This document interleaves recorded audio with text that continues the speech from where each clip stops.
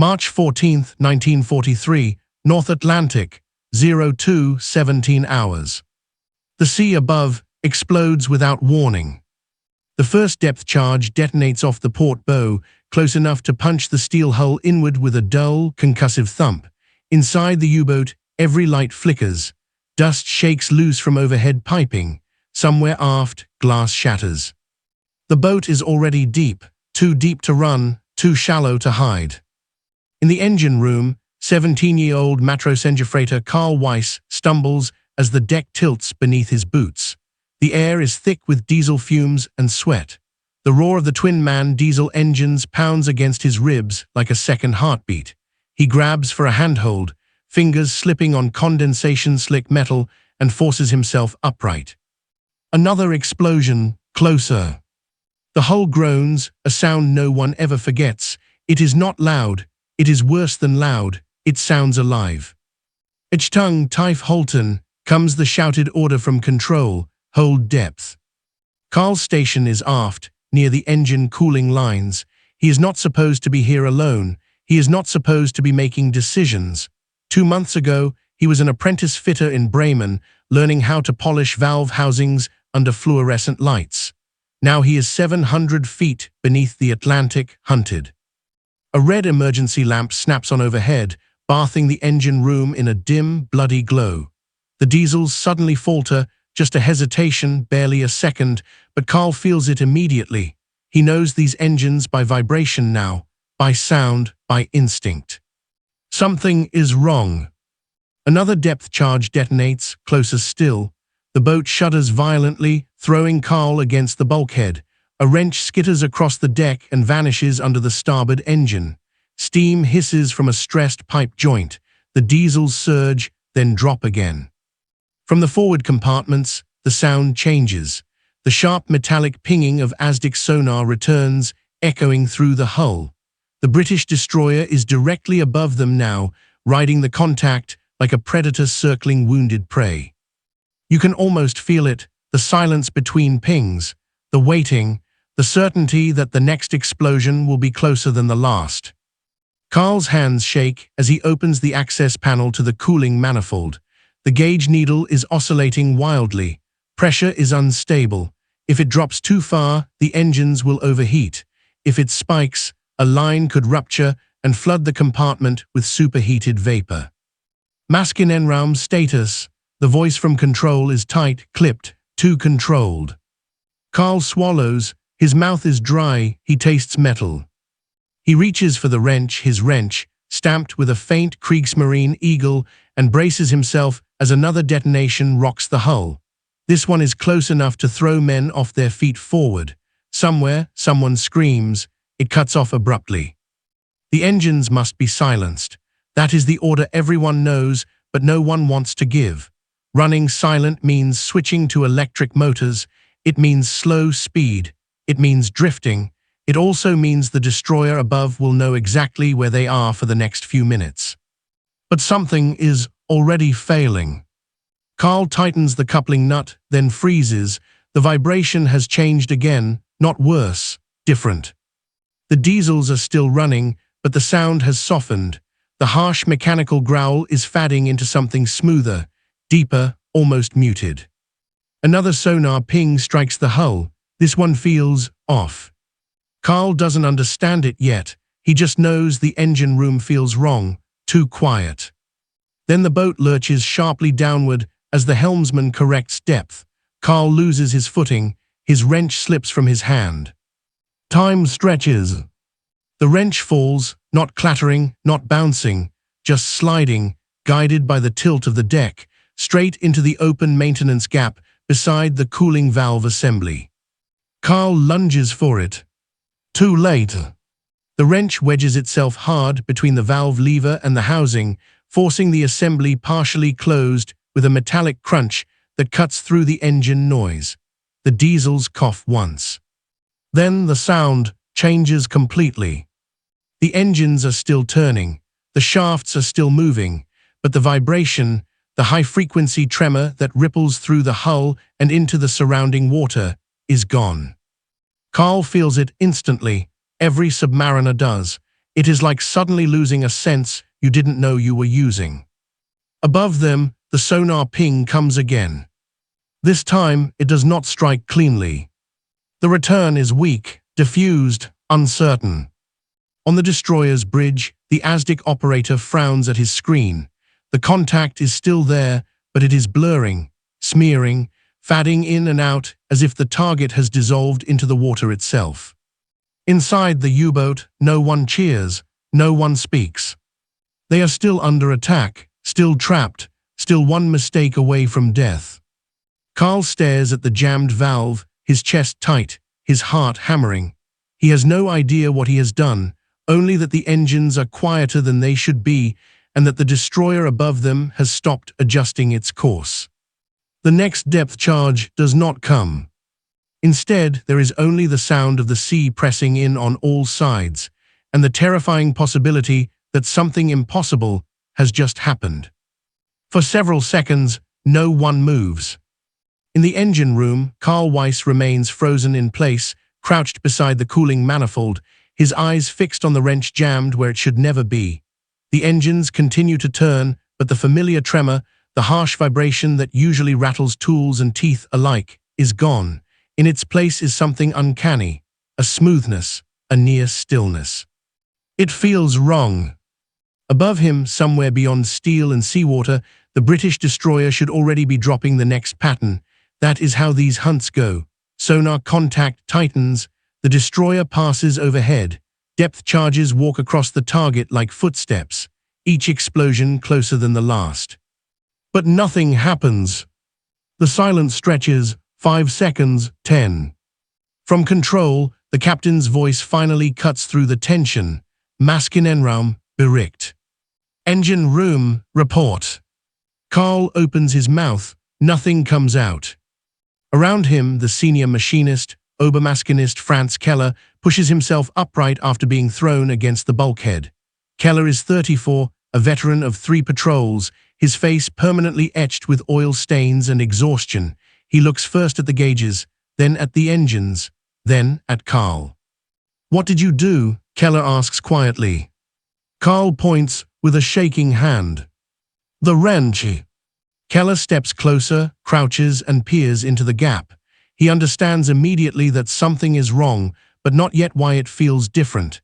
He grips the wrench and tries to pull it free. It does not move.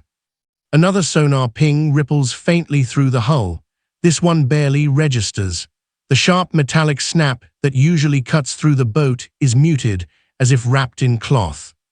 Keller freezes. Slowly, he looks back up at Carl.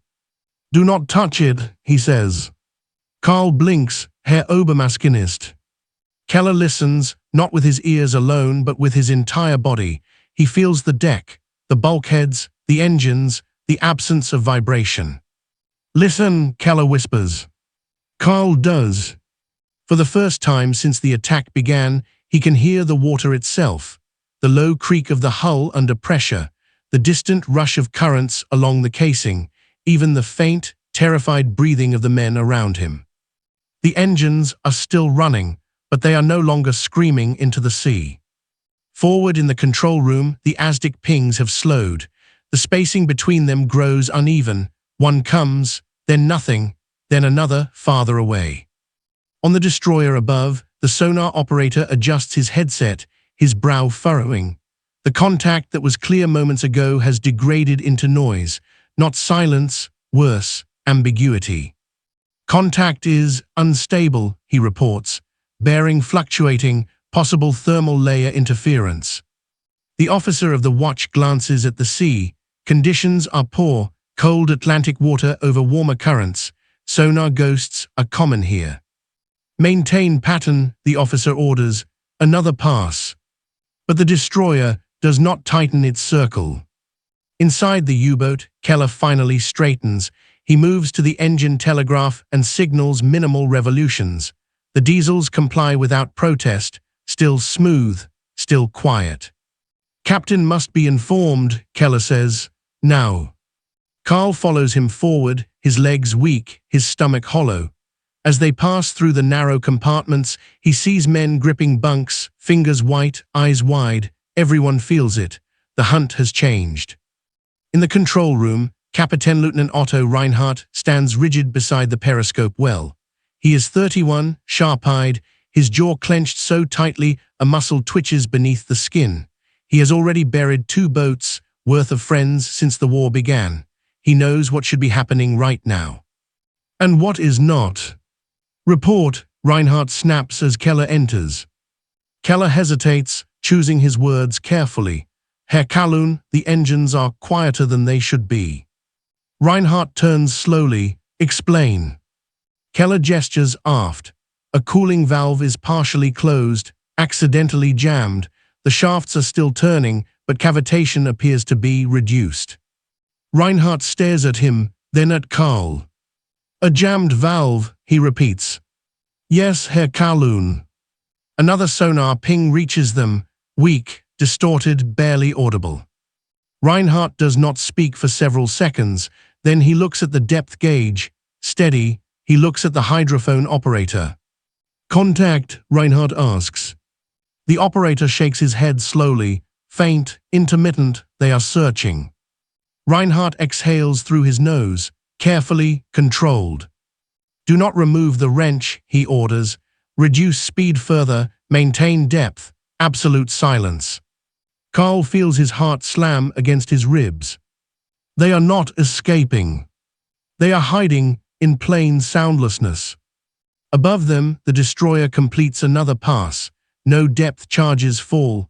The sonar operator shakes his head again, frustration creeping into his voice.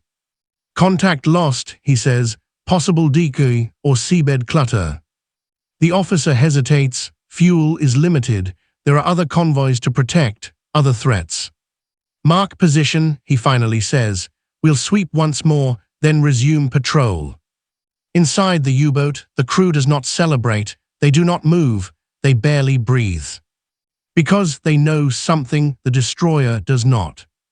This silence is not intentional. It is fragile, temporary, and held together by a single piece of steel that does not belong where it is.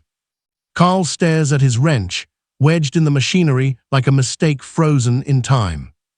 If it slips, if pressure shifts, if the engines surge even slightly, the sonar will return. And this time, there will be no second chance. Minutes pass like hours. Inside the U-boat, the air grows stale almost immediately.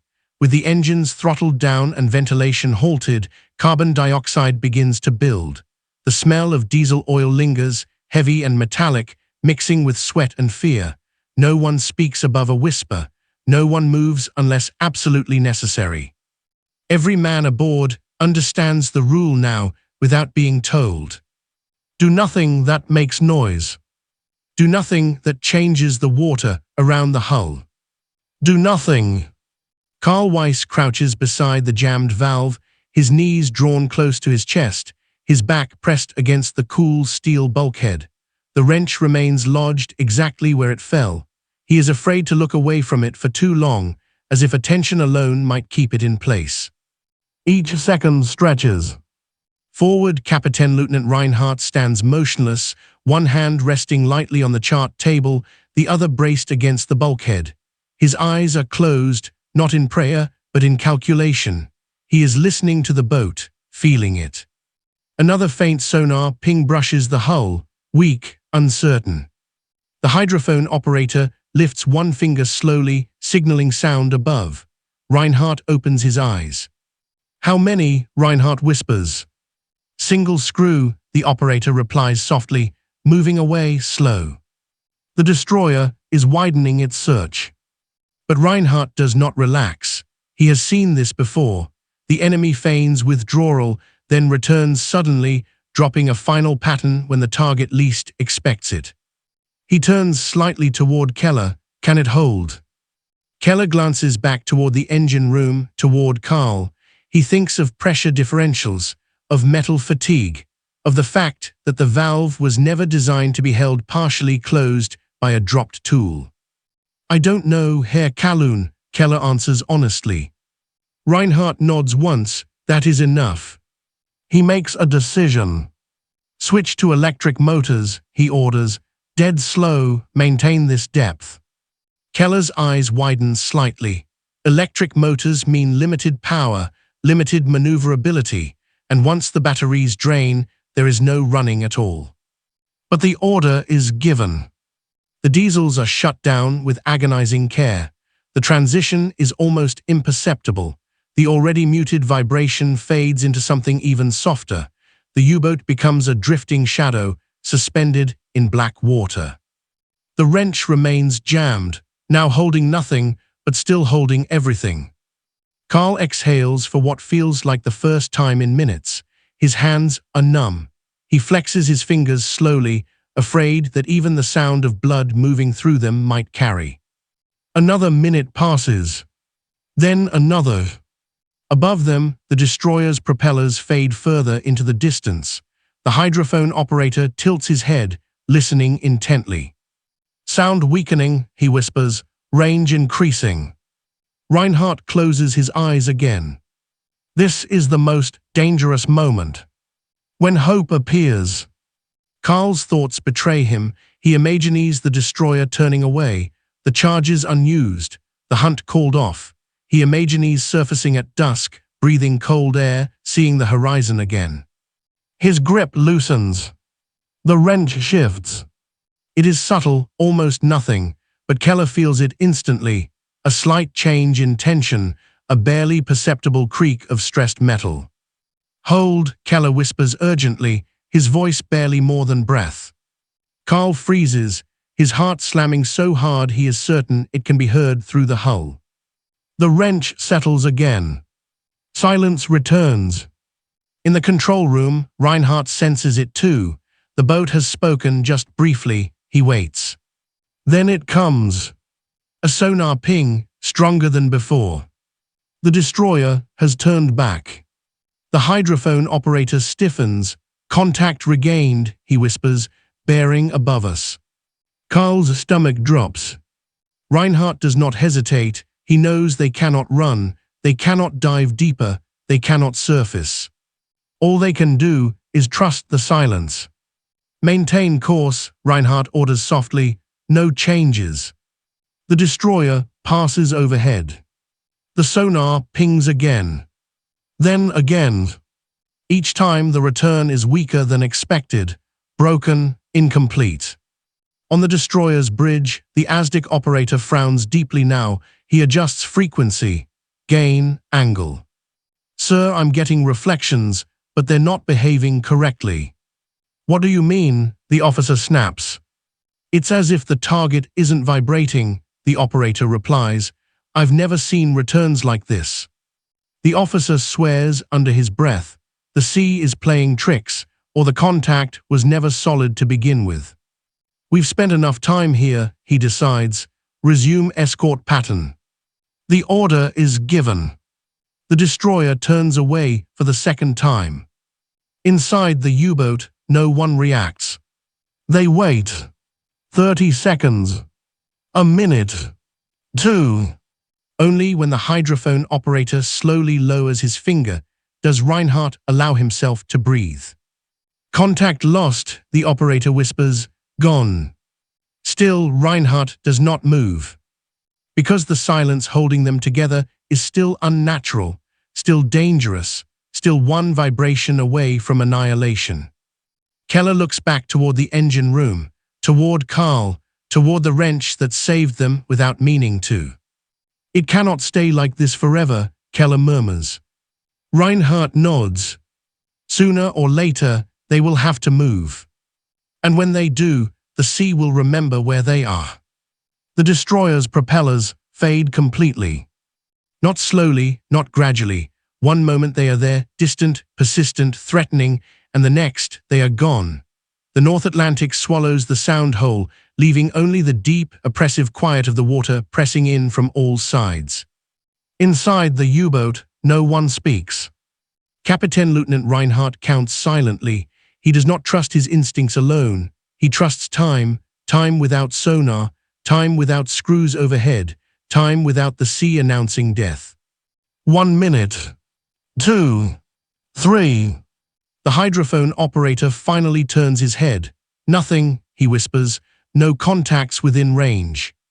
Reinhardt exhales, slowly and carefully, as if afraid the sound of relief itself might give them away. He nods once, the smallest possible motion. They have survived the run. But survival is not safety. The boat is still deep, the batteries are draining, the air is degrading by the minute, and somewhere aft, a wrench remains jammed in a place no wrench should ever be.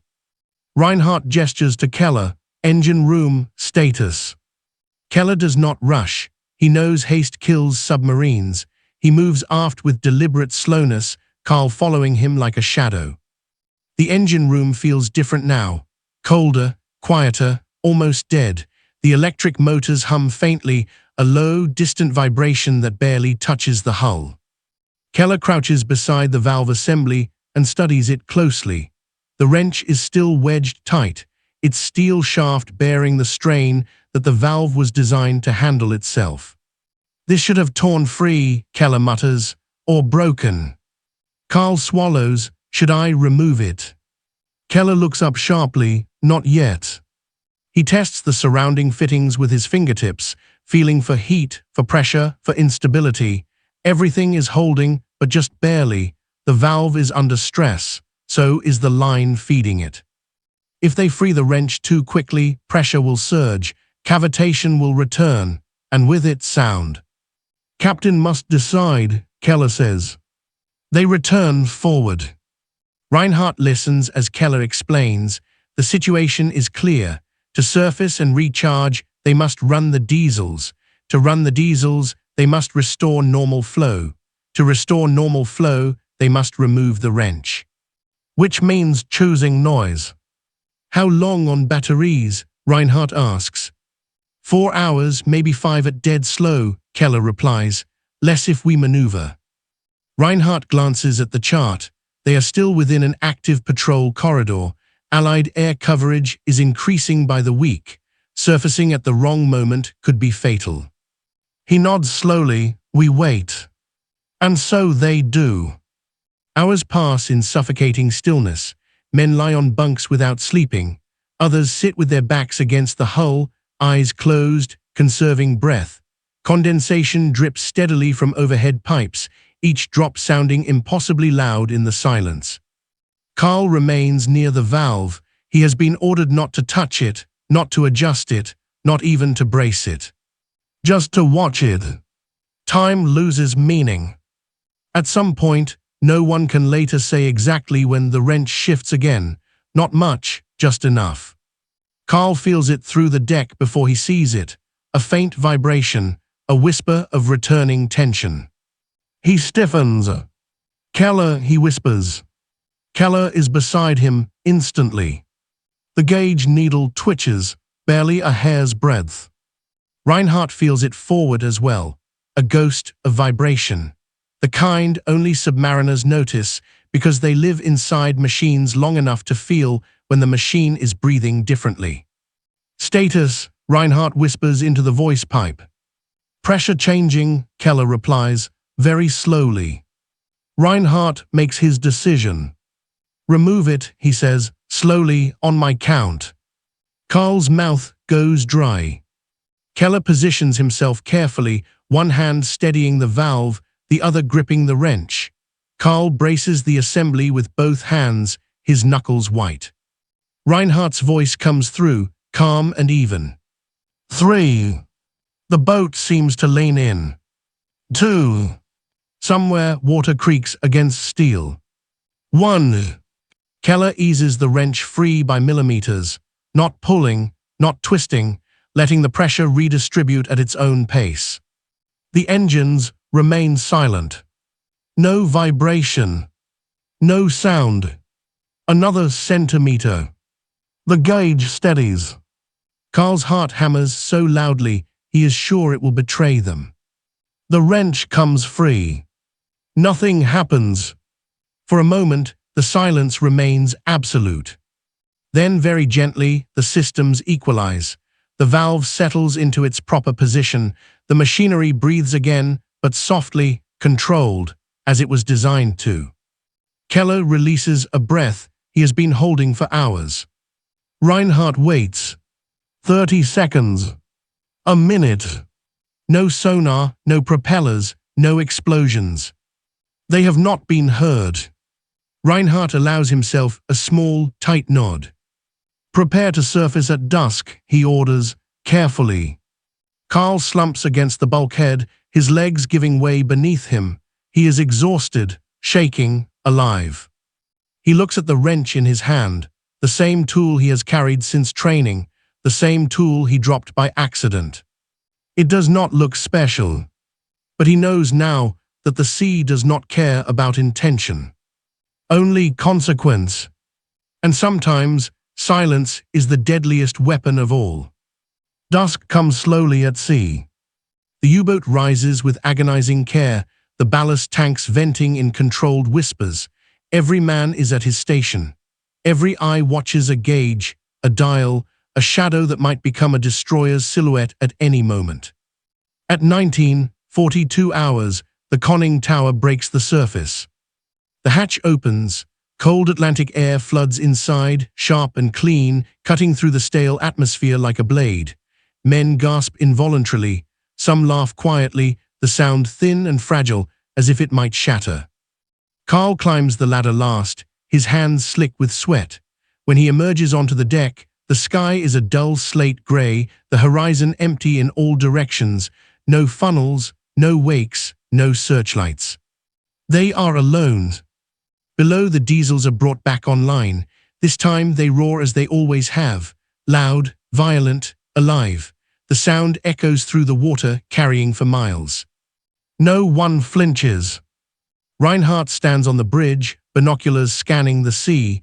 He does not smile, he does not relax. He simply watches, committing the emptiness to memory. Below him, Carl leans against the casing, breathing deeply, the cold wind burning his lungs. His wrench is clipped to his belt where it has always been. It looks exactly as it did before. Later, hours later, when the U-boat is running safely on the surface, and the tension has finally begun to bleed away, Reinhardt summons Keller and Carl to the control room. The space is dim, lit by red lamps. Charts are spread across the table. A single mug of coffee trembles slightly with the motion of the boat. Reinhardt looks at Carl for a long moment. "How old are you?" he asks. 17, Herr Kalun. Reinhardt nods once. "You dropped the wrench." Carl swallows. "Yes, sir." Silence follows, heavy, uncomfortable. Reinhardt finally speaks again. "You understand that under different circumstances, this would be grounds for punishment." Carl nods. He does not argue. "But these were not different circumstances," Reinhardt continues. "These were extraordinary." He turns to Keller. "Your assessment." Keller chooses his words carefully. "The jam reduced cavitation beyond anything I have seen. The engines still turned, but the vibration signature was wrong, or perhaps right for once." Reinhardt exhales slowly. "The destroyer should have heard us." "Yes, Herr Kalun." "But it did not." "No, Herr Kalun." Reinhardt looks back at Carl. "You understand what that means." Carl hesitates. "They lost us, sir." "They lost the sound of us," Reinhardt corrects. "There is a difference." The implications hang in the air.